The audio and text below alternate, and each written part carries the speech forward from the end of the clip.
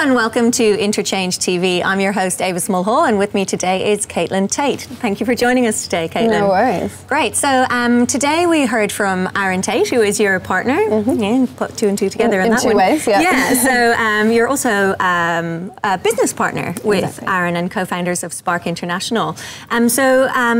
This whole program with Interchange, it's about teaching the students a number of things. It's about how to have a career that matters. It's about how to uncover what they're passionate about. It's about how to create change in the world and really just have that confidence to go forth and get out of life what it is that they really, really want. And yourself and Aaron really embody that through the work that you do.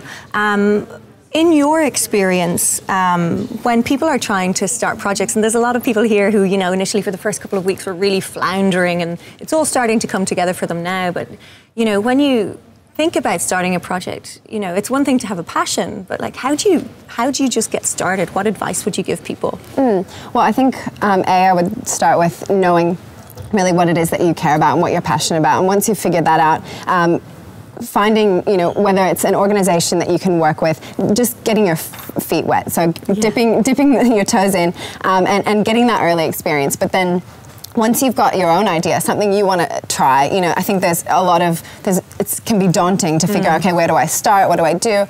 So what we work with our entrepreneurs on is creating what we call a minimum viable product. So a test, a way to sort of say, look, I think this is an idea that might have an impact or a business idea that might work. How can we test that in the cheapest and quickest way? And then that's sort of your entry point. And then makes the whole sort of thing seem a bit easier, and then you can take it to the next level. Perfect. And I think, there's 200 students sitting in this room every week, and they're hearing from really amazing people who've got these extraordinary stories. And I think, we've talked about this quite a bit in the past. Like sometimes you see people up on stage and, they're put on a pedestal and you're like, oh my God, they're really inspiring, but that's just not me. I've tried to really break that down for people and show them that, for me, there is no such thing as an extraordinary person, right? There's just people who choose to and dare to do extraordinary things. And a lot of the reason behind people not doing things, I think, is because of fear. So, when you're dealing with entrepreneurs and when you're looking at your own life, what kind of role does fear play and how can you deal with it? I think fear plays a big role for anyone, myself included. But I think a big way that I deal with it is to sort of see fear as your friend, I guess. It's something that everyone experiences and something that you've just got to kind of figure out a way to deal with, and everyone deals with it differently. But I think as soon as you get comfortable with the idea that fear exists and you've got to sort of overcome it, but also that everyone feels it. And that standing up there, no matter how many times someone's spoken, they still sort of will get those jitters. I know amazing speakers who still get that. So I think if you're not doing something that scares you, you're maybe not doing something worthwhile. So you're growing every time you're fearful. So I think the one thing I love is sort of that saying that is sort of feel the fear and do it anyway. Yeah. I think earlier today I said that, I think we've spoken about this before, is that everything you want lies on the other side of fear. So it's like just something that you need to go through, and it's just about figuring out how to navigate through it as opposed to avoiding it entirely. Exactly. And I think fear and failure are very closely linked together, and I think, if you can embrace fear and embrace failure, everything else kind of falls a little bit into place. Exactly. Yeah. And, on that note, what are a couple of the strategies that maybe you use when things get a little bit tough? Well, we actually do a lot of meditation. Yes, so we talked about that today. Yeah.